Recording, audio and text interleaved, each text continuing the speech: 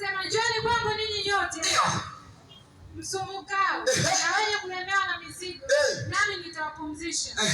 Jitieni nira yangu, mjifunze kwangu, kwa kuwa mimi ni mpole na mnyenyekevu. Ashia hapo mama, ashia hapo. Asante sana. Makofi mawili tena kwa msomaji wangu. Makofi mawili kwake. Sikiliza nikwambie. Yesu anasema njoo kwako.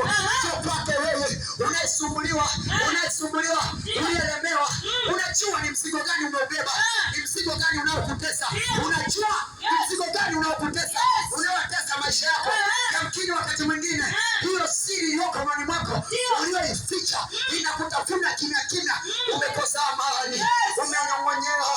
Yamkini ulikuwa kibonge, lakini umebaki kibao. Umepungua kabisa. Umeisha. Ulikuwa unatembea hivi, lakini sasa hivi unatembea umenyoka.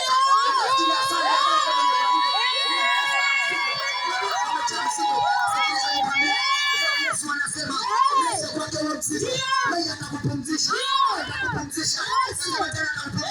Unajua ni mzigo gani unaokutesa? Yesu anasema njoo na mzigo wako. Amina. Leta mzigo wako kwa Yesu.